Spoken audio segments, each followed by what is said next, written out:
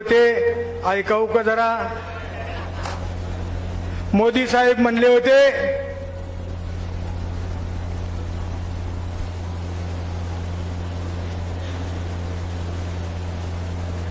कि मेरे किसान भाइयों को मैं वादा करता हूं कि भारतीय जनता पार्टी की सरकार बनने के बाद पहली ही मीटिंग में पहला ही काम किसानों की कर्ज माफी का कर दिया जाएगा। वाजवा टाळ्या।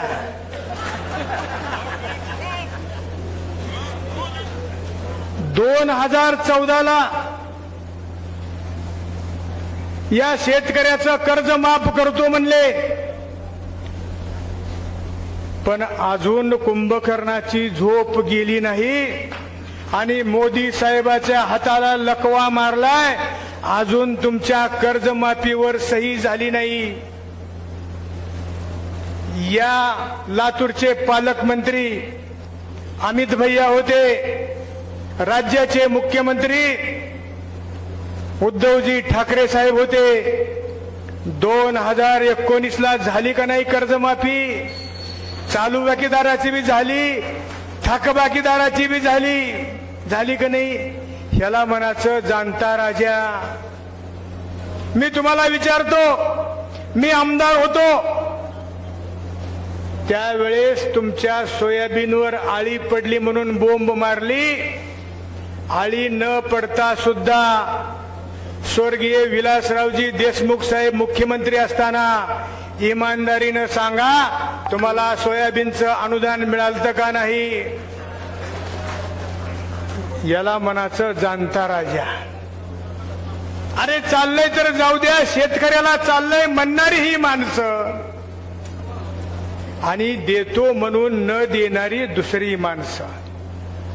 अहो पद येत असतात, पद जात असतात, पण त्या पदावर आल्यानंतर आपण काय काम केलं, काय जनतेला न्याय दिलो, ह्याचं मूल्यमापन पदावर नसताना सुद्धा होतंय। साहेब, आपण राज्याचे मंत्री असताना भूकंपग्रस्ताच्या प्रश्नासाठी आपण वेगळा निर्णय घेतला। आमचा साक्षीदार आपल्याकडे अमर आला होता आणि त्यावेळेस बरेचशा पोराला नोकऱ्या आपण आपल्याकडे खातं होतं ते, त्यावेळेस बरेचशा पोरांना नोकऱ्यामध्ये समाविष्ट करणं बंद होतं। परंतु आज पुन्हा अन्याय आमच्यावर झालाय।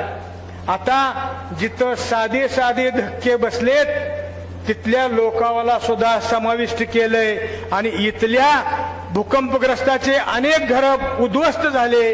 अशा माणसावाच्या नावामध्ये अनेक नावं घुसवल्यामुळे भूकंपग्रस्ताचं आरक्षण बऱ्याच पोरांना मिळू शकत नाही। बरोबर आहे हा विचार। वेटिंग लिस्ट वाढली। आमच्या शंभूराजाने तिकडं हलके फुलके एवढे धक्के बसले, कोट्यावधी धक्के तिकडे बसले कोयनेकडं, पण ते कोयना भागातला सातारा जिल्हा सगळा भूकंपग्रस्त म्हणून जाहीर केला। त्याच्यामुळं आमचीही भूकंपग्रस्ताच्या यादीमध्ये ते वाढले आणि म्हणून आमच्यावर अन्याय व्हायला लागलाय। पण आपल्या काळात या आमच्या माणसाला योग्य न्याय भूकंपग्रस्ताला मिळाला होता। आता भूकंपग्रस्त मिळणं झालंय। जरा थांबा, 7 तारखेच्या नंतर आपलं सरकार आल्यावर चांगला बंदोबस्त करू, सगळ्याला भूकंपाचे प्रमाणपत्र देण्याची व्यवस्था करू, कारण आपण ओरिजिनल भूकंपग्रस्त। आमचे माणसं मेलते, आमचे कुटुंबच्या कुटुंब या भागातले उद्ध्वस्त झालेत। सरकारनं आमचं पुनर्वसन त्या काळच्या केलंय। त्यावेळेस विलासरावजी देशमुख साहेब सुद्धा होते या पुनर्वसनामध्ये, पण त्यांच्याकडे माणसं मेली नाहीत, त्यांच्याकडे काही सुद्धा दगावलेलं नसताना त्यांचं पुनर्वसन सुद्धा झालं नाही। परंतु त्यांना समाविष्ट केल्यामुळं आमच्यावर अन्याय होतोय। म्हणून थोडे दिवस थांबा, सरकार आल्यानंतर आपल्या बाजूने निर्णय सुद्धा होणार आहे। आज काय चालल्या परिस्थिती, भाजपच्या कार्यकर्त्याच्या घरापुढीच पेवर ब्लॉक, पुढे राष्ट्रवादीचं आलं की सोडून दिलं, त्याच्या पलीकड पुन्हा काँग्रेसचं घर आलं की सोडून दिलं, पुन्हा भाजपचं घर आलं की पेवर ब्लॉक। हा विकास चालू आहे तालुक्यात। असं आहे का? अरे बघा, मी शिवसेनेचा आमदार होतो, काँग्रेसचे विलासरावजी देशमुख साहेब मुख्यमंत्री होते, पण त्यांनी असं म्हणलं नाही दिनकर माने औसा तालुक्याचा विरोधी पक्षाचा आमदार आहे, तिथं विकास कशाला करायचं। या तालुक्यात 3-4 साठवण तलाव विलासरावजी देशमुख साहेबांमुळे झाले। या तेरणा नदीवरले बॅरेजेस विलासरावजी देशमुख साहेबांमुळे झाले। त्यामुळे शेतकऱ्याच्या याच्यामध्ये क्रांती निर्माण झाली। मारुती महाराज कारखाना स्वर्गीय विलासरावजी देशमुख साहेबांमुळेच उभा राहिला आणि म्हणून तालुक्यातल्या लोकांचा ऊसाच्या विल्हेवाटीचा प्रश्न सुद्धा याला म्हणायचं जाणता राजा। इथला आमदार कोण्या पक्षाचा आहे ह्याच्याशी आमचं देणं घेणं नाही। औसा हा आमच्या तालुक्यात जिल्ह्याचा भाग आहे, या शेतकऱ्यांचा भाग आहे असं म्हणणारं एक बाजूचं नेतृत्व आणि आजचं नेतृत्व बघा, आपलं घर आहे का बघाचं, तेवढंच पेवर ब्लॉक करायचं, ही नीती आपल्या नेते मंडळीकडे नव्हती, परंतु आजच्या ह्या परिस्थितीत आहे। आणि मग मोदी साहेबाला 14ला आम्ही निवडून दिलं, मोदी साहेबांनी कर्जमाफी केली नाही। पुन्हा मोदी साहेब आले, पुन्हा म्हणले 5 वर्षे माझे अभ्यास करण्याकरता गेले, मला अभ्यास करायला वेळ गेला म्हणून तुमचा विकास करू शकलो नाही।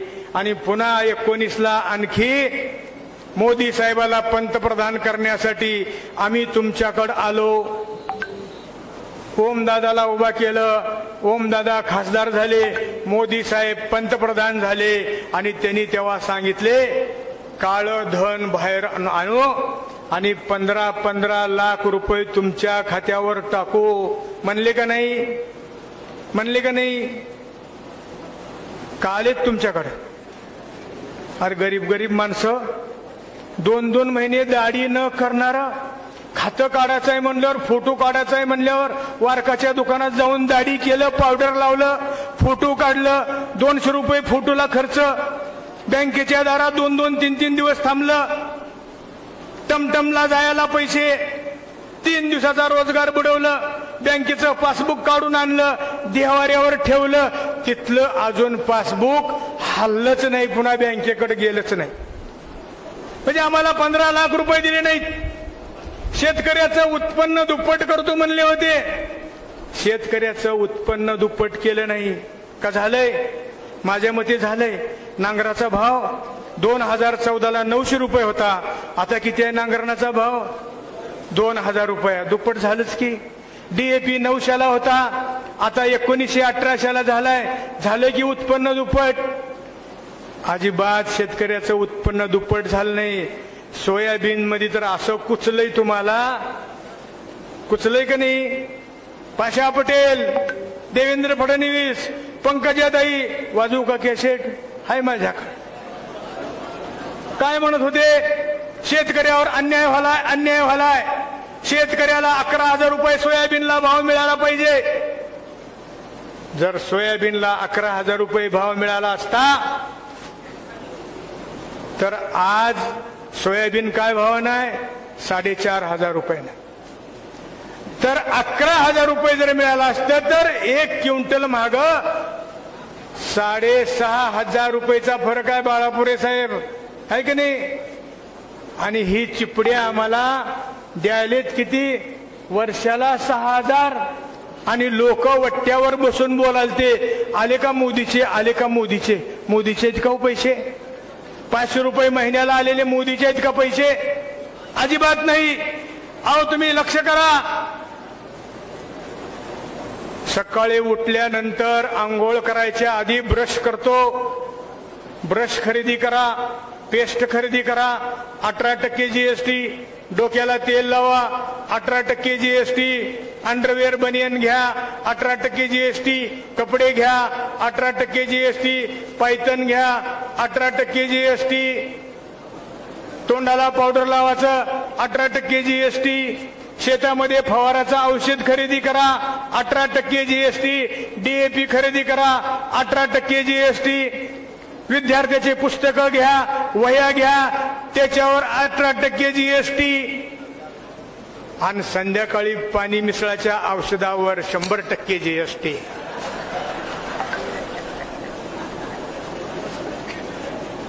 कशाला GST, कशाला GST? आणि आम्ही प्रपंच करत करत एखादा माणूस मेला त्याच्या अंत्यविधीला लागणाऱ्या साहित्यावर सुद्धा जीएसटी लावणारं हे मोदीचं सरकार आहे. तुम्हाला आम्हाला काही देणार नाही विचारायचं नाही का आम्ही? कर्जमाफी करतो म्हणलं होतं, कर्जमाफी केली नाही. 15 लाख रुपये खात्यावर देतो म्हणले ते 15 लाख रुपये दिले नाहीत. शेतकऱ्याचं उत्पन्न दुप्पट करतो म्हणले ते उत्पन्न दुप्पट केलं नाही. मराठ्याला आरक्षण देतो म्हणले होते, धनगराला आरक्षण देतो म्हणले होते, मुस्लिम समाजाला आरक्षण देतो म्हणले होते, लिंगायत समाजाला आरक्षण देतो म्हणले होते. कुणाचंच आरक्षण दिलं नाही. मोदी साहेब जर धनगराच्या आरक्षणासंदर्भात पंढरपूरला आल्यावर भाषण केले होते. माझ्याकडे ते बी भाषण आहे, वेळा उभ्या बी मी वाजवून दाखवत नाही, तेही माझ्यापाशी आहे. आणि म्हणून आता त्यांना दिसायला लागलंय की आता आपला काही खरं नाही. म्हणून सूक्ष्म सूक्ष्म पक्ष त्यांनी गोळा करायला लागलेत, पक्ष फोडा लागलेत.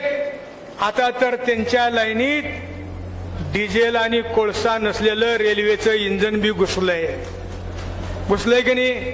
ते रेल्वे इंजन काय म्हणत होतं 2014-19च्या निवडणुकीला एक दाखवतो ऐकवतो.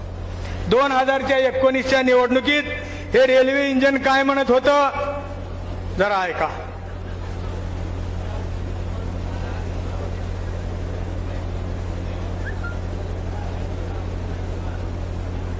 इतकं खोटं बोलणारा पंतप्रधान मी माझ्या आयुष्यात आजपर्यंत कधीही बघितलेलं नाही कि 1 हफ्ते के स्वच्छाग्रह अभियान के बाद 8,50,000 से ज्यादा शौचालय बनाने का निर्माण कार्य पूर्ण कर दिया. काय थापा मारा काय लिमिट? 8,50,000 संडास एका आठवड्यामध्ये बांधले. म्हणजे आम्ही त्याचा नीट आकडा काढला तर साधारणपणे 84 संडास एका मिनिटाला होतात आणि 5 सेकंदाला 7 संडास बांधले जातील. 5 सेकंदाला 7 संडास, विक्रमच म्हटलं पाहिजे. इतक्या फास्ट होत पण नाही, इतक्या फास्ट त्यांनी संडास बांधले. आता एवढा लबाड पंतप्रधान म्हणणारे सुद्धा त्यांच्या लाईनीत जाऊन बसले. कोण कोण गेलं हो? किती लोक गेले? आता तर ती एकमेकाच्या विरोधात दोघं कुस्ती खेळलेले मिळून हिंडालते की नाही? अशोकराव चव्हाण साहेब गेले, अजितदादा गेले. अजितदादाला तर काय म्हणले होते? अजितदादा चक्की पिशिंग पिशिंग पिशिंग म्हणले होते. आता त्यांचं किशिंग किशिंग किशिंग चालू आहे. पैसे हाणण्यामध्ये एक्सपर्ट अजितदादा म्हणून काय त्यांचा राज्याभिषेक केला आणि त्यांना पुन्हा अर्थ खातं दिलं आणि हाना म्हणले काय पैसे हाणायचे ते. आणि या पद्धतीचं हे राजकारण चाललंय. बांधवांनो, कुणालाही कसलाही दिलासा मिळाला नाही. मोदी साहेब म्हणत होते ज्या वेळेस मनमोहन सिंग साहेबांचं सरकार होतं तेव्हा 350 रुपयाला गॅसचं सिलेंडर होतं. तेव्हा मोदी साहेबाला एवढा कळवळा येत होता की मोदी साहेब म्हणले जरा मतदानाला जाताना गॅस सिलेंडरला नमस्कार करून जावा. म्हणजे 350 रुपये आम्हाला परवडत नाही. पण आता 1200 रुपये झालंय. आता आपण म्हणायचं मोदी साहेब आम्ही सिलेंडरला नमस्कार नाही करणार, आता आम्ही शेगडीला साष्टांग दंडवट घालणार. एवढे 1200 रुपये भाव वाढला. आणि म्हणून मी विनंती करणार आहे तुम्हाला, या निवडणुकीच्या निमित्तानं कुठलाही दिलासा देऊ शकणार नाहीत. आता फक्त भाजपवाल्याचा एकच धंदा आहे, भ्रष्ट माणसं तेवढे शोधून शोधून पक्षात घ्यायचं. भ्रष्ट जनता पार्टी झाली आहे आणि म्हणून भ्रष्टाचाराशिवाय दुसरं काही नाही. आमच्या ताई, किल्लारीच्या सरपंच ताई रोज फोन करते त्या महादेव साळुंक्याला पाणी सोडायला लाव म्हणून. महादेव साळुंके आमचा कार्यकर्ता आहे, शिवसेनेच्या कार्यकर्त्याला 17 कोटी रुपये खर्च केले 30 खेडी योजनेला. ताई येते का पाणी? वाज तर पाणी येऊ का? साक्ष 17 कोटी रुपये खर्च नुसते कमिशन मध्येच पैसे गेले. 30 खेडे आहेत साहेब उजनीपर्यंत. त्याच्यामध्ये माझा आशिव आहे. आबा कुठं आहे ते? येते का पाणी? त्यांच्याकडे उजनीला नाही. कुठं उजनी आणि कुठं किल्लारी, कुठं लांबजना त्या 30 खेड्याचा आहे. अरे आपल्याकडे शेतकरी आहो आपण, दोघं भाऊ भाऊ एका मुठीवर चालतो आहो. त्याची जिबली गेली तर ती भाऊ म्हणते त्यानं घालील, ती भाऊ म्हणते त्याने घालील. रोज पाण्याची घागर शेणाची पोवटी घेऊन जाताव, शेणाची पोवटी वरून टाकताव, पाणी टाकताव आणि चलताव. त्यानं घालील, त्याने घालील म्हणताय जिबली पाण्याची. ही तर 30 सरपंचाची योजना आहे. ही चालूच शकणार नाही.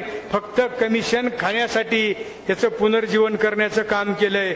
याच्या सुद्धा भ्रष्टाचाराची चौकशी भविष्यामध्ये आपलं सरकार आल्यावर केल्याशिवाय राहणार नाही, हे या निमित्तानं सांगायचं. आज 30 खेडी गावातली सगळ्या गावात पाण्याची अडचण आहे, पण 17 कोटी रुपये खर्च केले दुरुस्तीला. नुसत्या दुरुस्ती, नवी योजना नाही. काँग्रेसच्या काळात भूकंप पुनर्वसन झालं त्यावेळेस झालेली ही योजना आहे. त्याच्या दुरुस्ती, मूळ योजना 11 कोटीची आणि त्याच्या दुरुस्तीला 17 कोटी खर्च असला चाललेलं हे भ्रष्टाचाराचं भाजपचं आता उलटून टाकण्यासाठी उद्याच्या 7 तारखेला आपण शांतपणे जायचं आणि मतदान करताना धनुष्यबाण नाही आता दिसणार बी नाही कुठं. आपल्याला दिसेल मशाल, ही मशाल दिसेल, ही मशाली पुढचं बटन दाबाचं. त्याच्यात आवाज आला की बाहेर दुसऱ्या बाजूनं एक चिठ्ठी बाहेर येते आहे, त्याच्यावर 7 सेकंदात बघायचं आपल्याच चिन्हाचं यालंय का दुसऱ्याची यालंय. ती आपण जे दाबलंय ते येते का बघायचं. जर दुसरंच यालं तर सगळ्या कार्यकर्त्याला सांगायचं ते मतदान बंद करायचं. अशा पद्धतीनं मतदान करावं. आणि दुसरं काय झालंय, आता ह्यांच्या पायाखाली साहेब वाळू घसरली आहे. आता कुठं थारा मिळाला नाही. गावागावात एवढा प्रचंड प्रतिसाद आहे. म्हणून आता काय केलंय, त्यांचा मोर्चा महिलांकडे वळवलाय. आता महिला बचत गटाचा लय कळवळा उठलाय. बोलवा बचत गटाला, तुमच्या बचत गटाला सतरंजी देताव, तुमच्या बचत गटाला टाळपेटी देताव. अरे आम्हाला टाळपेटी नका, आम्हाला सतरंजी नका, आम्हाला वर्षभर पोटभर खाण्याची आणि सन्मानानं जगण्याची व्यवस्था करा म्हणून सांगा. हे बचत गटांना माझं आव्हान आहे. 500 रुपये दिल्यानं काय होणार आहे. अहो एका सिलेंडरला मग मागे 350 रुपये होते, आज 1100 रुपये झालते. एक महिन्याला 500 रुपये द्यालते. पुन्हा अजून दलाल आहे ते वरून 1500 नाही आलते, खाली 500नच वाटप करालते. हे अजून दलाली, पुन्हा दलालीचा कार्यक्रमच चालू आहे. आणि म्हणून मी तुम्हाला विनंती करणार आहे, आता महिला मंडळाचं एकदा वाटप झालं की पुरुषाकडे सुद्धा येणार आहे. आलेल्या लक्ष्मीला नाही म्हणाचं. आलं तर बिनधास्त दारं उघडे ठेवा आणि घ्यायचं. पण पैसे देत असताना शपथ देतील. जर शपथ जरी दिली तर शपथ घ्या, पण शपथ घेत घेत म्हणा, उग म्हणाला म्हणा, शपथ बी घ्या, पैसे बी घ्या आणि मतदान मात्र मशालीला करा. एवढंच या निमित्तानं आव्हान करतो आणि थांबतो. जय हिंद, जय महाराष्ट्र. धन्यवाद साहेब, आपण खूप छान असं मार्गदर्शन या ठिकाणी केलेलं आहे. त्याबद्दल पुन्हा एकदा आपले धन्यवाद व्यक्त करतो. आणि आपल्या सर्वांचे लाडके उमेदवार आदरणीय ओमदादा रागे लिंबाळकर साहेब,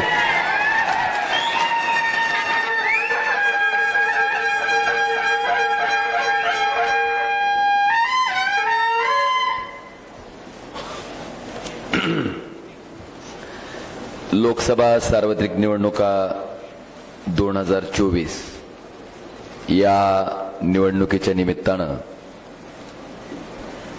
या ठिकाणी जी प्रचार सभा आयोजित केली, या प्रचार सभेला उपस्थित असलेले आणि कैलासवासी विलासरावजी देशमुख साहेबांना सावलीप्रमाणे साथ देणारे माजी मंत्री सन्माननीय दिलीपरावजी देशमुख साहेब, या ठिकाणी मंचावर ज्यांचं आपण आत्ताच मार्गदर्शन ऐकलं असे औसा विधानसभा मतदारसंघाचे माजी आमदार सन्माननीय दिनकररावजी माने साहेब, या ठिकाणी मंचावर उपस्थित असलेले काँग्रेस आय पक्षाचे जिल्हाध्यक्ष श्री शल्यजी उडगे साहेब, त्याचबरोबर राष्ट्रवादी काँग्रेस शरद पवार पक्षाचे जिल्हाध्यक्ष शेटे साहेब, त्याचबरोबर भरतभाऊ सूर्यवंशी, संतोषजी सोमवंशी साहेब, सहसंपर्क प्रमुख शिवसेना, आदरणीय जयश्रीताई उडगे, सौ राजेंद्रजी मोरे, शेतकरी संघटना संपर्क प्रमुख, सन्माननीय स्वयंप्रभा पाटील, माजी जिल्हा परिषद सदस्य, माननीय नारायणआबा लोखंडे, बजरंगदादा जाधव, संतोषजी सूर्यवंशी, दिलीपजी चावळे, रेखाताई पुजारी, रामदासजी चव्हाण, पूजाताई सगर, सुनीता भोसले, श्रीपतराव काकडे साहेब, बावगे साहेब, बावळ सुरेताई, सचिनजी पाटील, सुभाषदाजी पवार, दत्तोपंतजी सूर्यवंशी, आबासाहेब पवार, श्यामरावजी पाटील, व्यासपीठावरील सर्व मान्यवर आणि व्यासपीठाच्या समोर उपस्थित असलेले या भागातील सर्व वडीलधारी मंडळी, तरुण मित्र, माता भगिनी आणि बंधूंनो, आज सगळ्यात पहिल्यांदा मला आपल्या सगळ्यांना विचारायचंय की मागच्या 5 वर्षापूर्वी आपण मला आपल्या या भागाचा खासदार म्हणून त्या ठिकाणी देशाच्या सर्वोच्च सभागृहात लोकसभेत पाठवलं. त्या प्रचारादरम्यान मी नेहमी आपल्याला म्हणत होतो की ओमराजे हा फक्त आपल्याला निवडणुकीपुरता खासदार न दिसता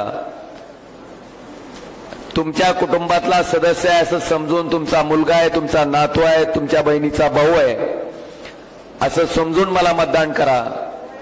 मला वाटतंय 5 वर्ष ते नातं अखंडपणे जपायचं काम, आणि फक्त मत मागत असतानाच नातं नाही तर काम करत असताना सुद्धा ते नातं अतिशय चांगल्या पद्धतीनं त्या ठिकाणी मी सांभाळलंय.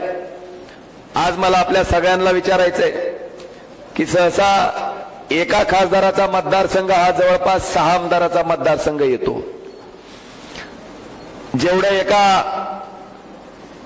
6 आमदारांना फिरावं लागतं तेवढं एकट्या खासदाराला फिरावं लागतं.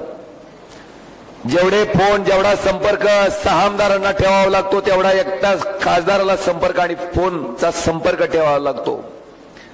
पण मला वाटतंय माझ्या पूर्वीचे जे कोणी खासदार झाले असतील साहेब, 6 महिने झालं की पेपरला बातम्या चालू व्हायच्या की खासदार दाखवा आणि 500 मिळवा. मी मागची 5 वर्ष तुमचा खासदार म्हणून काम करतोय. मला वाटतं एकदाही कुठल्या पेपरला बातमी आली नाही की खासदार दाखवा आणि 500 मिळवा. हे काम मी मागच्या 5 वर्ष अखंडपणे आपलं केलंय. मला आपल्या सगळ्याला प्रामाणिकपणे विचारायचंय की मी आपल्या सगळ्याच्या संपर्कात आहे का शेवटपर्यंत. मला आपल्याला आठवण करून द्यायचे, महाविकास आघाडीचं सरकार आलं आणि कोरोनाची लाट चालू झाली. कोरोनाची लाट चालू झाल्याच्या नंतर ज्याही गावात लोकसभा कार्यक्षेत्रातल्या कोरोनाचा पेशंट निघाला त्या प्रत्येक गावात जायचं काम तुमचा खासदार म्हणून या ओमराजे निंबाळकरनं त्या ठिकाणी प्रामाणिकपणे पार पाडलं. तुम्हाला ऑक्सिजन बेडची गरज होती, तुम्हाला व्हेंटिलेटर बेडची आवश्यकता होती, तुम्हाला औषधाची आवश्यकता होती, त्यावेळेस हा ओमराजे तुमच्यासाठी 24 तास उपलब्ध होता. एवढंच नाही, ऑक्सिजन बेड त्या ठिकाणी कमी पडायल्याच्या नंतर आपल्या स्वतःच्या मंगल कार्यालयामध्ये आपण जवळपास 100 बेडचं हॉस्पिटल चालू केलं, ज्याच्यामध्ये 50 बेड ऑक्सिजनचे आपण त्या ठिकाणी निर्माण केले. आणि त्या ठिकाणी सुद्धा सर्वसामान्य माणसाचा ऑक्सिजनमुळे प्राण जाऊ नये ह्याच्यासाठी सगळ्या दवाखान्याच्या सोयीसुविधा त्या 100 बेडच्या मंगल कार्यालयाच्या हॉस्पिटलमध्ये आपण त्या ठिकाणी दिल्या. आपल्यापैकी अनेक जणांनी सुद्धा त्या ठिकाणी उपचार घेतले. मला आपल्याला प्रश्न विचारायचा आहे की पावसाळ्यात जशा कुत्र्याच्या छत्र्या उगवतात त्या पद्धतीने आता निवडणुकीत काही छत्र्या उगवल्यात आणि त्यांना विकासाचं भरतं आलंय. मला तुम्हाला प्रामाणिकपणे विचारायचंय, त्यावेळेस राणा पाटील आले का हो? अर्चनाताई आल्या का? मल्हार पाटील आले का? तुम्ही आमच्या शब्दावर ज्यांना आमदार म्हणून निवडून दिलं ते तरी आले का हो? त्यावेळेस मला वाटतंय तुमचा खासदार ओमराजे निंबाळकर तुमच्यासाठी 24 तास उपलब्ध होता. आणि या कामाचंच फळ आहे की आज आपण बघितलं असेल तर पुढे 8 ते 9 आमदार आहेत, 1 मंत्री आहे, 2 उपमुख्यमंत्री आहेत, 1 मुख्यमंत्री आहे. पुन्हा आमची सेना फोडून 40 बोके तिकडे घेतलेत, राष्ट्रवादी फोडून 38 माणसं तिकडे घेतलेत आमदार, त्यांची शक्ती आहे. ते काय कमी पडलं म्हणून पुन्हा काँग्रेसला हात घातलाय. बसवराज पाटील साहेबांना तिकडे घेतलंय, सुनील चव्हाणांना तिकडे घेतलंय, पुन्हा मनसेचा पाठिंबा घेतलाय. आणि साहेब एवढा सगळा खटाटोप करून सुद्धा अजून कॉन्फिडन्स आलेला नाही. परत आज मोदी साहेबाची सभा धाराशिवला लावली.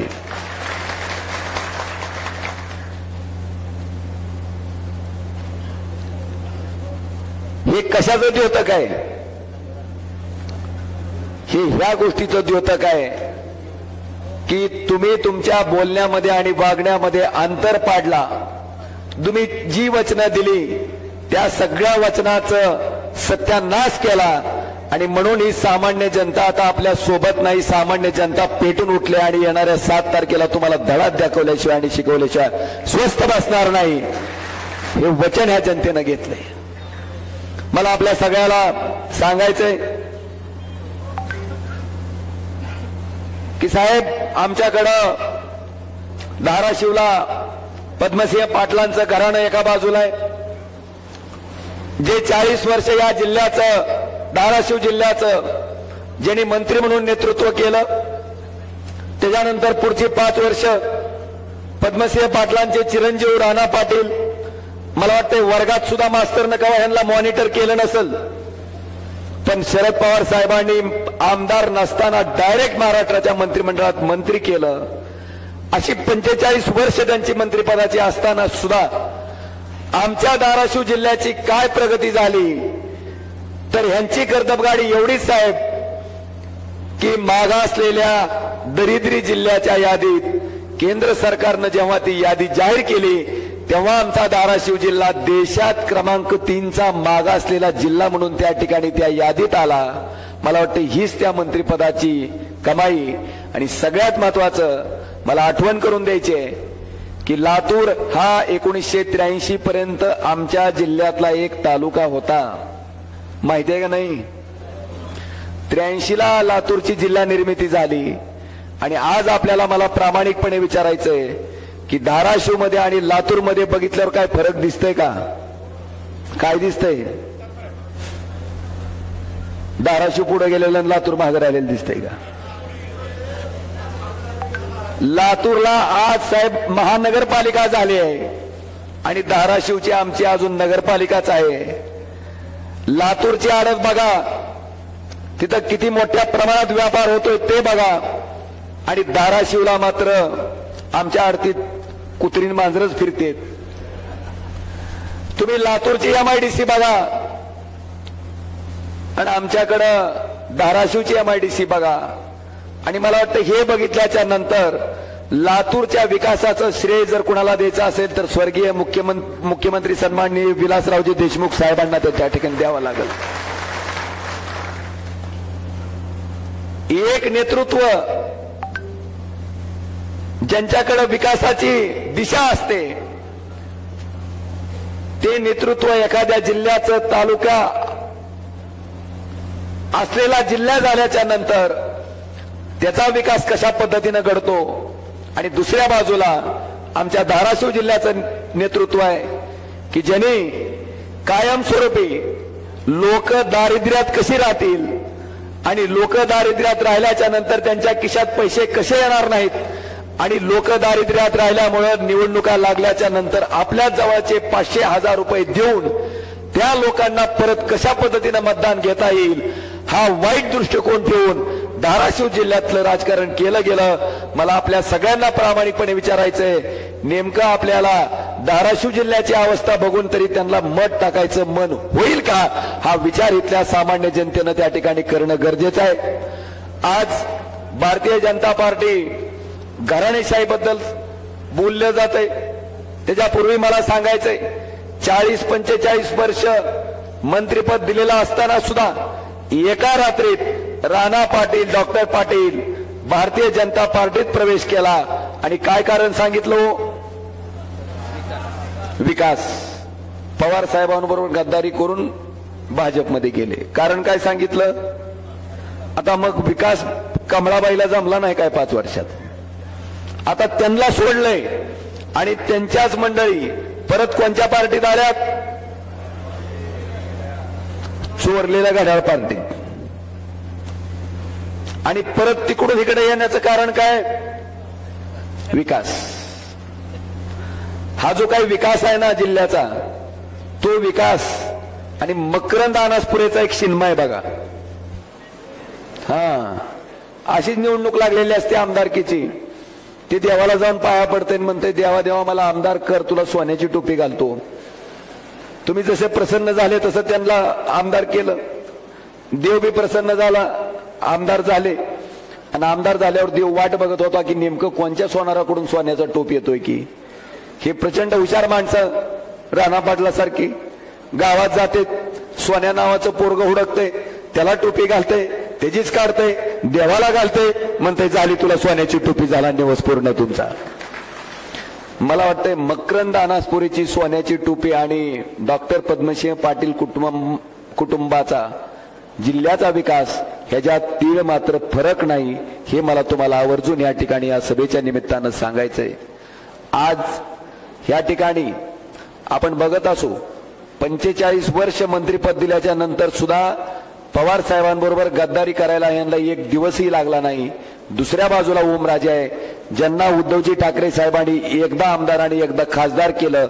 आमचा पक्ष फुटत असताना, आमच्या पक्षाची सत्ता जात असताना, आमच्या पक्षाचं नाव जात असताना, त्या ठिकाणी पलीकडे गेल्यावर 50 खोके भेटत असताना त्याच्यावर लात मारून आम्ही प्रामाणिकपणे उद्धवजी ठाकरे साहेबांबरोबर प्रामाणिक राहिलो. जी माणसं तुमच्याशी प्रामाणिक नाहीत, पक्ष प्रमुखाशी प्रामाणिक नाहीत, पक्षाशी प्रामाणिक नाहीत, मला वाटतंय ते आपलं भलं करतील का, हा साधा सवाल आता सामान्य माणसानं आपल्या स्वतःच्या मनाला विचारणं गरजेचं आहे.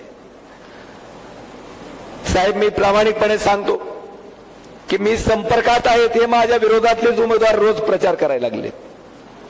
आणि ती एकच गोष्ट म्हणतात की एखाद्या साधारण शेतकऱ्याचं तेही का होतंय, माझा फोन नंबर तहसीलच्या बाहेर आहे, हाय का नाही? माझा पंचायत समितीच्या बाहेर आहे, माझा फोन नंबर दवाखान्याच्या बाहेर आहे, माझा फोन नंबर एमएसएमईच्या ऑफिसच्या बाहेर आहे, माझा फोन नंबर राष्ट्रीयकृत जेवढ्या बँका आहेत तेवढ्या प्रत्येक बँकेच्या शाखेच्या बाहेर आहे. आणि बांधवानो, लागणार आहे का फोन? लागणार आहे का? कसा आहे, सहसा असे दिलेले नंबर लागत नसते, पण लागणार आहे.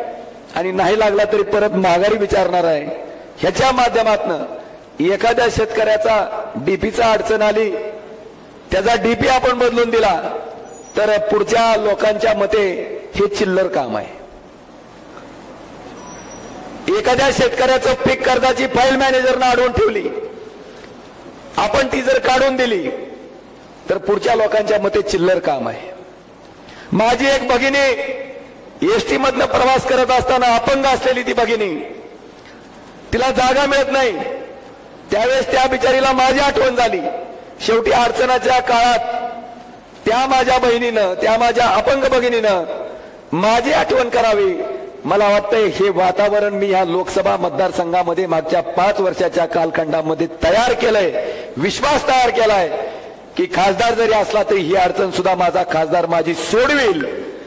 पण स्त्री शक्तीचा जागर करणाऱ्या मंडळींना हे सुद्धा काम क्षुल्लक काम वाटतंय, चिल्लर काम वाटतंय. एखाद्या मुलाचं एज्युकेशन लोन जे की मॅनेजर करून देत नाही, ते जर आपण करून दिलं ते सुद्धा चिल्लर काम आहे. एखादा नवीन डीपी आवश्यक असताना तो बनवून दिला डीपीडीसीच्या माध्यमातून, हे सुद्धा क्षुल्लक काम आहे. आता मला आपल्या सगळ्या मंडळीला विचारायचंय, हे जर सगळं क्षुल्लक काम असेल तर आज लोकसभेचं मतदान जाहीर झाल्याच्या नंतर, निवडणुका जाहीर झाल्याच्या नंतर आता त्या शेतकऱ्याचं मतदान ह्यांना लागणार आहे, आता त्याच बहिणीचं मतदान ह्यांना लागणार आहे, आता त्याच शेतकऱ्याच्या मुलाचं मतदान ह्यांना लागणार आहे.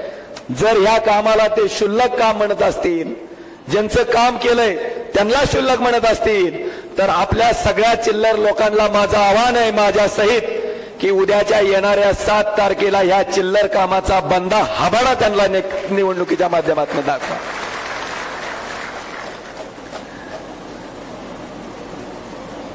आणि आज 7-8 आमदार मिळून आम्ही बी फोन उचलतो, आम्ही बी फोन उचलतो. अरे तू निवडणूक आली म्हणून ऍक्शन करू नको ना म्हणावं. Action hero. मी 5 वर्ष त्या ठिकाणी अखंडपणे काम केलंय, अविरतपणे काम केलंय. आणि माझं गणित सोपं आहे साहेब. माझ्या एका नंबरवर 800 ते 900 कॉल येतात. माझा सीडीआर जरी काढला तर त्याच्यात तुम्हाला ते प्रूव्ह होऊन जाईल. आणि 800-900 कॉल येणारे माझे 4 नंबर आहेत. 9 चौक किती झालं? 3600. तरी मी 3600 मधले वरचे सगळे सोडून दिले. किती? 2600 सोडून दिले. फक्त 1000च धरले. समजा डबल आलेले किंवा इतर कामाचे काय असं समजून 1000च धरले आपण. एका दिवसाला 1000 लोकांचा कामाच्या निमित्तानं माझ्याशी संपर्क येते.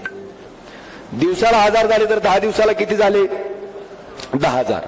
महिन्याला 30,000. एका महिन्याला 30,000 झाले तर एका वर्षात किती झाले? 12 36 3,60,000. 3,60,000 जर एका वर्षात झाले तर 5 वर्षात 5 3 15 6 म्हणजे 30. 18 लाख लोकांचा संपर्क माझा 5 वर्षातला आहे. कसलं बी माणूस आलं आणि त्यानं जर या 18 दिवसात त्या 18 लाख लोकांबरोबर संपर्क करायचा प्रयत्न केला, होऊ शकतंय का साहेब? बुद्धी बंद पाडली त्यांची माझ्या फोननं. त्यांचं डोकं चाललं नाही का? तर हे 18 लाख सामान्य लोकच प्रत्येक गावात माझे आज प्रचारक आहेत आणि तेही निवडणुकीची धुरा त्यांच्या हातात घेतली. आणि म्हणून इतक्या मोठ्या शक्तीला सुद्धा ह्याच्यावरचा उपाय काही सापडत नाही. आज मला संपर्काच्या बाबतीत काय बोलत नाहीत, पण मला म्हणतात की ओमराजे तुमचं काम सांगा. बरोबर आहे, आपण कामही करणं आपली जबाबदारी आहे. नुसता लोकांशी संपर्क ठेवलं म्हणजे भागत नाही. आणि म्हणून मला आपल्याला सगळ्याला तुमच्या सर्वांच्या साक्षीनं सांगायचंय की अमित भैया देशमुख जेव्हा वैद्यकीय शिक्षण मंत्री होते साहेब, त्यावेळेस मी 2.5 वर्ष सत्ताधारी पक्षाचा खासदार होतो. 1.5 वर्ष माझं कोरोनामध्ये गेलं होतं. पण तशाही परिस्थितीत अमित भैया देशमुख साहेबांच्या मदतीमुळं धाराशिवचं शासकीय वैद्यकीय महाविद्यालय आम्ही त्या ठिकाणी धाराशिवला करू शकलो. आणि ह्यांच्यासारखं नाही नुसतं पीपीटीत कॉम्प्युटरवर दाखवलं झालं म्हणून सांगितलं. प्रत्यक्षात चालू केलं. 3ऱ्या वर्षाचे प्रवेश झाले आणि पुढच्या वर्षी डॉक्टर झालेली मुलं त्या मेडिकल कॉलेजमधनं आणि दवाखान्यातनं बाहेर पडतात. हे माझं ओमराजे निंबाळकरचं पहिलं ठळक काम. क्रमांक 2, आपल्याकडे लाईटची अडचण मोठ्या प्रमाणात आहे. हाय का नाही? जेवढे फोन येतात त्याच्यातले 50 ते 60% फोन हे फक्त विजेच्या समस्येच्या बाबतीत होते. आणि हाच धागा पकडून केंद्र सरकारची RDSS नावाची योजना आहे. ह्या योजनेचा अध्यक्ष त्या जिल्ह्याचा खासदार असतो. मी 5 वर्ष या जिल्ह्याचा खासदार होतो, अध्यक्ष होतो. मला साहेब आपल्या साक्षीनं सांगायचंय की मी औसा विधानसभा मतदारसंघामध्ये 144 कोटी रुपये 733 केबीचे नवीन सबस्टेशन त्या ठिकाणी ह्याच RDSSच्या माध्यमातून मंजूर केलेत. मला त्याची नावं वाचून दाखवायचे. रामलिंग मुदगड, चिंचोली सायकान, बोरफळ, आशिव, उजनी, याकतपूर आणि लिंबाळा जाऊ हे 733 केबीचे नवीन सबस्टेशन तुमच्याच या खासदार ओमराजे निंबाळकरनं RDSSच्या माध्यमातून मंजूर केलेत. 11 ऍडिशनल पॉवर ट्रान्सफॉर्मर म्हणजे जुनं सबस्टेशन आहे पण तिथं ऍडिशनल पॉवर ट्रान्सफॉर्मरची आवश्यकता आहे. हरी जवळगा, कासार बालकुंदा, एकोणजी मुदगड, कासार शिरशी, नागरसोगा, जवळगा पोमादेवी, खरोसा, तपसे चिंचोली, येळी, लांबजना आणि कारला हे ऍडिशनल 11 पॉवर ट्रान्सफॉर्मर आपण आपल्या औसा विधानसभा मतदारसंघामध्ये केलेत. आणि क्षमता वाढ म्हणजे पॉवर ट्रान्सफॉर्मरची क्षमता वाढ आपण किल्लारी आणि MIDC औसा या ठिकाणी करून घेतलंय. आपल्या सगळ्याच्या साक्षीनं मी सांगू इच्छितो की पुढच्या 2 वर्षामध्ये हे कामं झाल्याच्या नंतर विजेच्या बाबतीत कसलीही अडचण औसा विधानसभा मतदारसंघातल्या कुठल्याही सामान्य शेतकऱ्याला येणार नाही. हे सुद्धा आवर्जून मला आजच्या सभेच्या निमित्तानं सांगायचंय. आणि गंमत अशी आहे, योजना RDSS आहे, पैसा केंद्र सरकारचा आहे, अध्यक्ष खासदार आहे आणि हितला आमदार म्हणतोय मीच केलंय.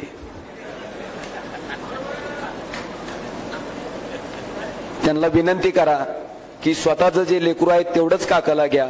दुसऱ्याला जर काकाला घेऊन दुसऱ्याचं लेकरू जर म्हणलं आपलं आहे तर त्याच्या तोंडवळ येऊन उघडं पडतं, एवढं फक्त त्यांना सांगा.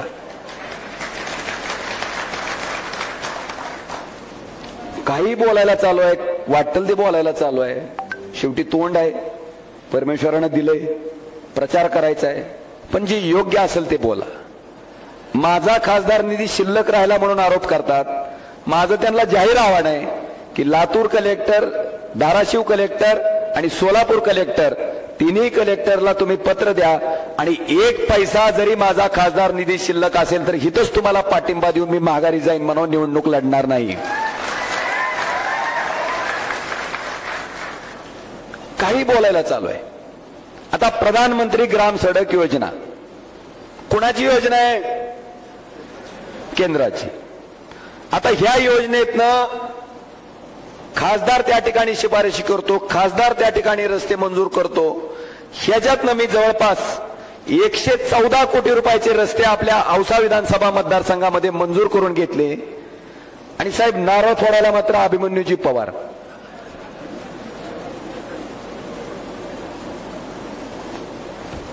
कसला बासम्या रोग झालाय मला माहित नाही, पण किमान लोकांना तरी विचारा. अजून एक गंमत आहे, अभिमन्यू पवारच्या पुढे आमचे तुळजापूरचे आमदार आहेत. आता रेल्वे हा विभाग तर केंद्र सरकारकडे येतो की 2014ला सोलापूर, तुळजापूर, धाराशिव रेल्वे मार्गाची घोषणा झाली, मोदीजींनीच केली. 14 ते 19 केंद्रात त्यांचंच सरकार होतं, 14 ते 19 राज्यात सुद्धा देवेंद्रजी फडणवीस म्हणजे भाजपचंच सरकार होतं. असं असताना 14 ते 19 1 गुंठा जमिनीचंही अधिग्रहण ह्या रेल्वे मार्गाच्या दृष्टीनं झालं नाही. 19ला मी खासदार झाल्याच्या नंतर त्या ठिकाणी इनिशिएटिव्ह घेऊन सन्मान्य रेल्वे मंत्री महोदयांना भेटून निधीची तरतूद करून महसूलच्या आणि रेल्वेच्या अधिकाऱ्यांच्या एकत्रित बैठका घेऊन त्या जमिनीचं 100% अधिग्रहण केलं, त्या कामाचं टेंडर फ्लॅश केलं. आणि हे सगळं झाल्याच्या नंतर आमच्या इथले पण अभिमन्यू पवारजी राशीचे जे आमदार आहेत त्यांच्याच राशीचे असलेले राणा पाटील आले आणि म्हणले ते पण आपणच केलंय. आता मला तुम्हाला विचारायचंय, राज्यानं एखादा रेल्वेचा मंत्री तयार केलाय का खाली महाराष्ट्रात? बरं, 14 ते 19 खालीवर तुम्ही स्वतः, मग 14 ते 19 काय गोट्या खेळत बसले होते का आपण? मला वाटतं ह्या पद्धतीचा प्रश्न आहे. मी ते काम केलंय आणि जे मी केलंय तेच मी केलंय म्हणून सांगतो. आता मी CMGS व्हायचं काम घेतलं नाही साहेब. ह्याच्यात मलाही म्हणता आलं असतं मुख्यमंत्री सडक योजनेतलं काम पण मीच केलंय, नाही घेतलं. तुमचं आहे ते तुम्ही सांगा, मला त्याच्याबद्दल काय म्हणायचं नाही, पण जे आमचं आहे तेवढं तरी आम्हाला राहू द्या. इतकीच विनंती माझी आजच्या सभेच्या माध्यमातून त्या थोर महाशयांना करायची. आणि मला खंत काय वाटते, फोन उचलण्याच्या बाबतीत जर इतक्या खालच्या पातळीला जाऊन टीका ते करत असतील तर मला वाटतं देवेंद्रजी फडणवीसचं फोनच उचलायचं काम त्यांनी 5 वर्ष केलंय, त्याच्या बाबतीत इतका त्रागा का? इतकं त्या कामाला का शुद्र लेखलं जातंय ह्याचा विचार सुद्धा आता सामान्य जनतेनं करणं गरजेचं आहे. मी औसा तालुक्यासाठी 2,39,00,000 रुपये इतका खासदार निधी खर्च केलेला आहे. 30-54 आणि 50-54च्या माध्यमातून 9,16,00,000 रुपयाचे रस्ते मी औसा विधानसभा कार्यक्षेत्रामध्ये केल्यात. जनसुविधेमधनं 2,72,00,000 रुपये त्या ठिकाणी मी दिलेत. आणि माझं साहेब त्यांना जाहीर आव्हान आहे की या सगळ्या कामाच्या शिफारशी आणि त्याच्यावर मंजुऱ्या दिलेल्या पालकमंत्र्याच्या एन्डॉर्समेंट ही सगळी कागदपत्र माझ्याकडे आहेत. एक जरी काम माझ्या शिफारशीमध्ये जर तिथं नसेल आणि ते जर मी दाखवलं असेल तर हिथूनच महागारी. जे आपलं आहे तेच आपल्याला आपलं आहे म्हणायची सवय. दुसऱ्याचं आपलं मी कधी म्हणायच्या भानगडीत पडत नाही. मला आपल्या सगळ्यांना सांगायचंय, दिव्यांग बांधवांना मोफत साहित्य वाटपाची योजना 1976 पासून चालू आहे. आलिमको नावाची संस्था आहे केंद्र सरकारची आणि सामाजिक न्याय विभाग.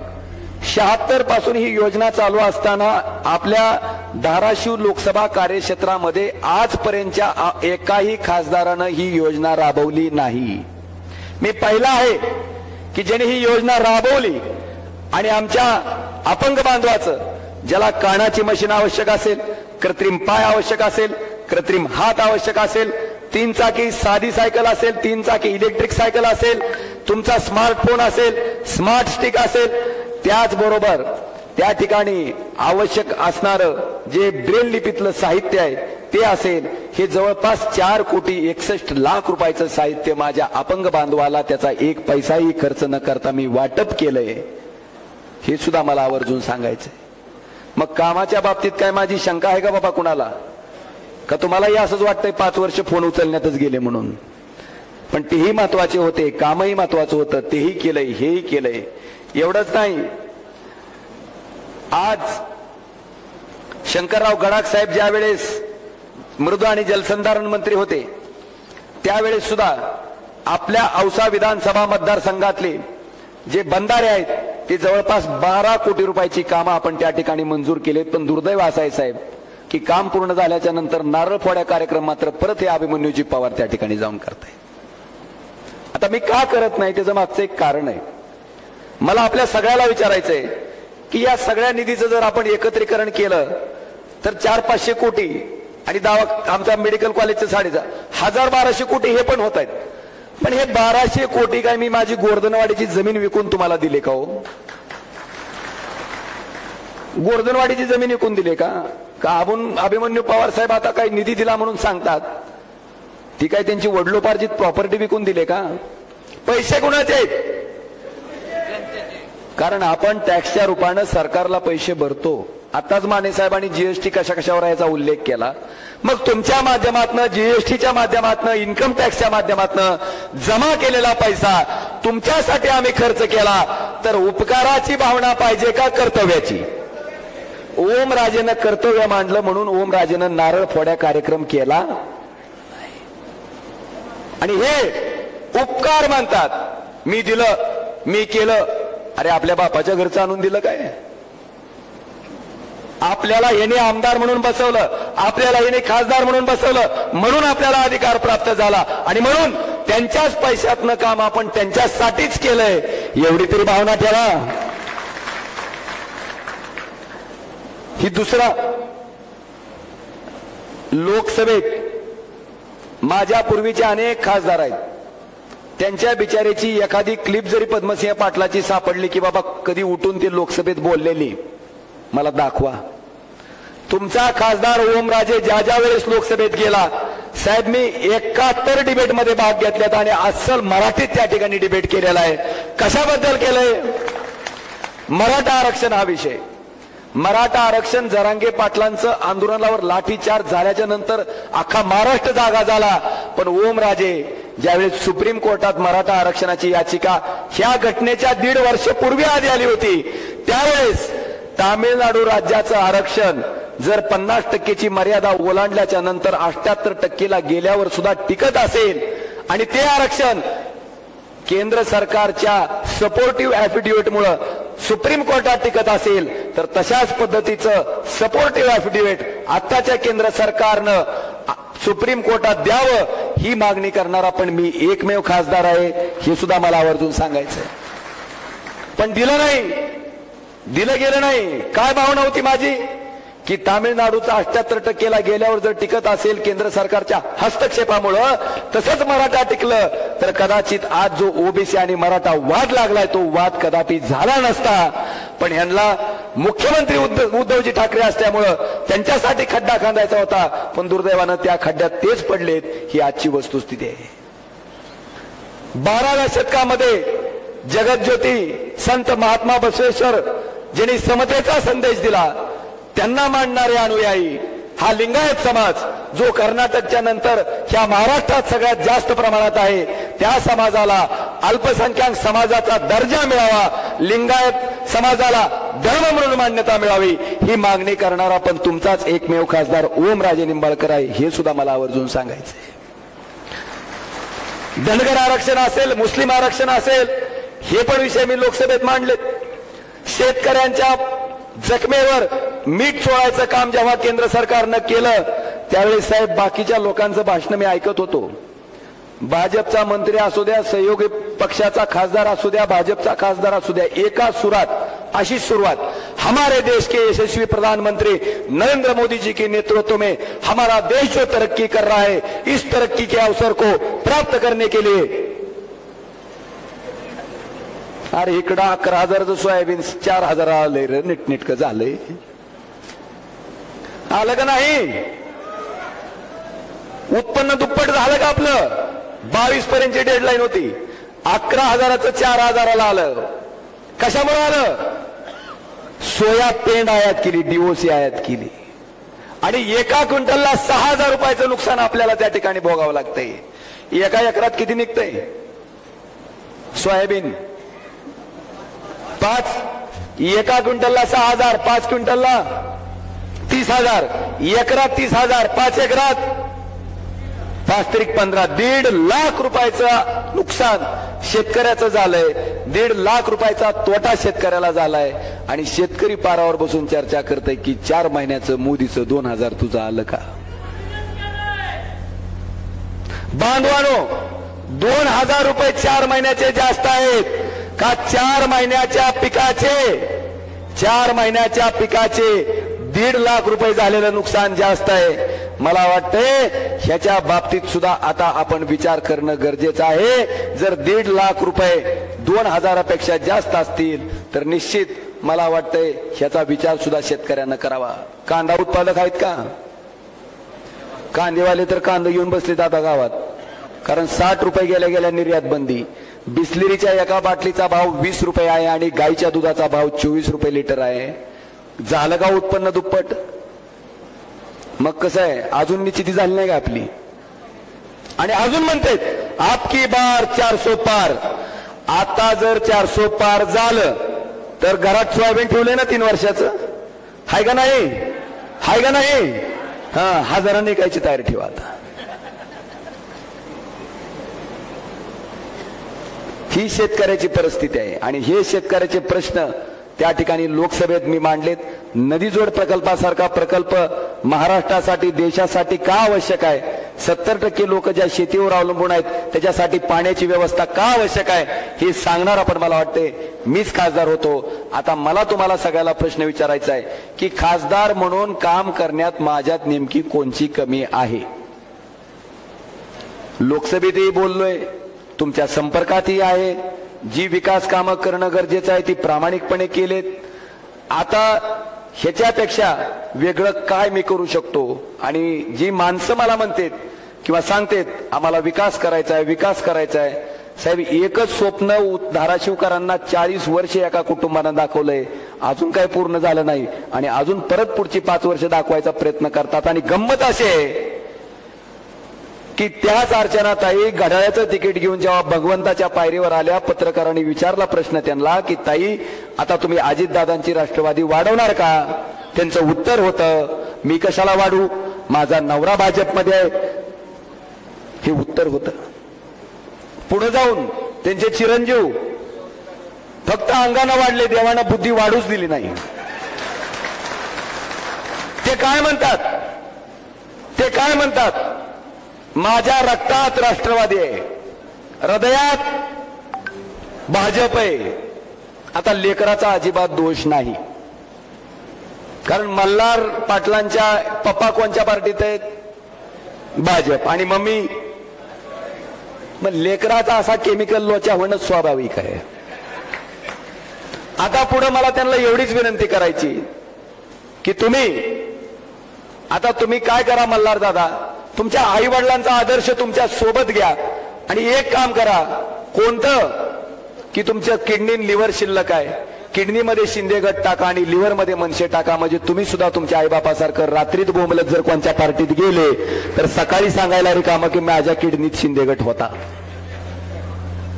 काय चाललंय, कशाचं समर्थन केलं जातंय परमेश्वराला माहित.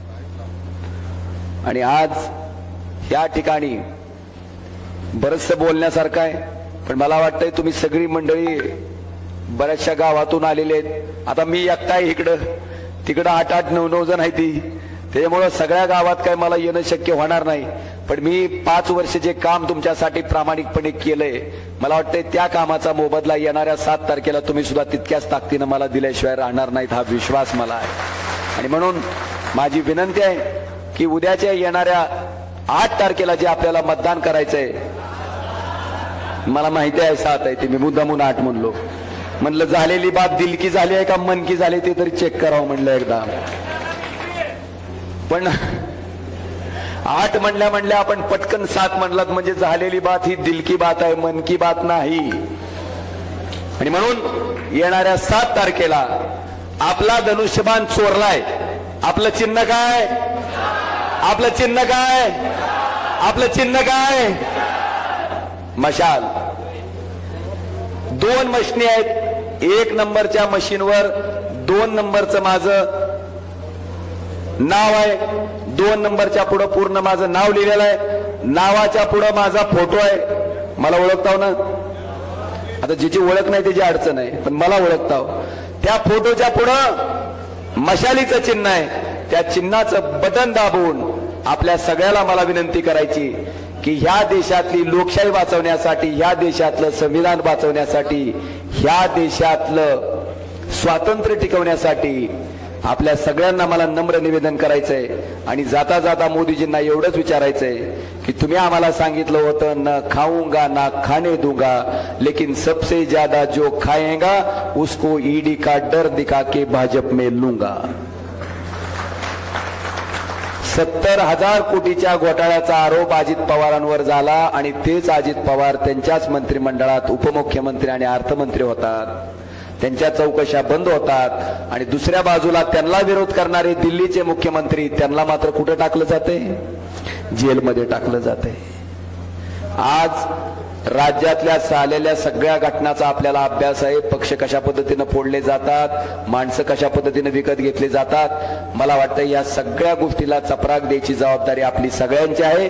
येणाऱ्या 7 तारखेला परत आपल्याला विनंती करतो की मशाल या चिन्हापुढचं आपण सगळ्यांनी बटन दाबून त्या ठिकाणी. त्याच्यापूर्वी एक सांगायचंय, आता ह्यांच्याकडं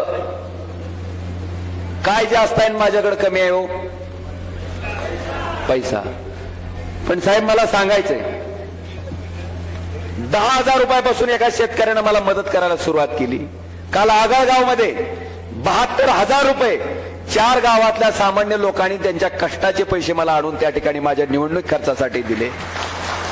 आजच एका जवळपास 13-14 वर्षाची लहान मुलगी असेल, त्या मुलीनं चिंचा फोडून जे चिंचुके काढले जातात ते चिंचुके विकून मला 1660 रुपयाची मदत केली. कालच एका सामान्य शेतकऱ्यानं मेथीची पेंडी 20 रुपयाला विकत होता. अशा 3,000 मेथीच्या पेंड्या जर प्रामाणिकपणे ओमराजेंना मतदान करत असाल तर फुकट घेऊन जावा. ह्या पद्धतीनं अक्षरशः वाटल्या. ह्याच्यापेक्षा काय प्रेम आवश्यक आहे? आणि ह्याच्यापेक्षा मला वाटतंय लोकप्रतिनिधी आणि लोकांमधलं एवढं घट्ट नातं बहुधा महाराष्ट्रात नव्हे तर देशात त्या ठिकाणी कुठेही बघायला मिळणार नाही. आणि साहेब मला फक्त एकच आठवण करून द्यायची की आज लोकाशी लोकनेता होण्यासाठी अशा प्रकारचा संपर्क ठेवावा लागतो. हे जर आम्ही कुणाकडून शिकलो असेल तर स्वर्गीय विलासरावजी देशमुख साहेबांकडनं आम्ही देशपालकडून घेतलं. आम्ही त्यांच्याकडनं शिकलोय आणि त्यांच्याच पावलावर मार्गक्रमण करत आम्ही निश्चितपणे पुढे जाऊ हे वचन मी आपल्याला देतो. येणाऱ्या 7 तारखेला मशाल या चिन्हापुढचं बटन दाबून आपल्या घरातला, आपल्या कुटुंबातला, आपल्या कुठल्याही अडीअडचणीला आल्यानंतर अगदी हक्कानं हाताला धरून काम करून घेण्यासारखा खासदार तुम्ही निवडा. ह्या पद्धतीचं आव्हान आपल्याला हात जोडून करतो. आणि येणाऱ्या 7 तारखेला मशाल या चिन्हापुढचं बटन दाबून मला खासदार म्हणून लोकसभेत पाठवा ही विनंती करून थांबतो. धन्यवाद. जय हिंद, जय महाराष्ट्र. धन्यवाद दादा. आपण या ठिकाणी सखोल असं मार्गदर्शन केलं. तुमच्यासाठी एकच शब्द म्हणावा असं वाटतो, जैसा बोले तैसा चाले, त्याची वंदावे पाऊले. आणि निश्चितपणे जमलेली सर्व जनता आपल्या 100% पाठीशी राहील अशी आशा व्यक्त करतो. आणि आजचे प्रमुख, आजच्या कार्यक्रमाचे प्रमुख आदरणीय आपल्या जिल्ह्याचे लाडके नेते, आपल्या सर्वांचे लाडके नेते सन्माननीय दिलीपरावजी देशमुख साहेब यांना मी विनंती करेन की या ठिकाणी आपण मार्गदर्शन करायचं आहे.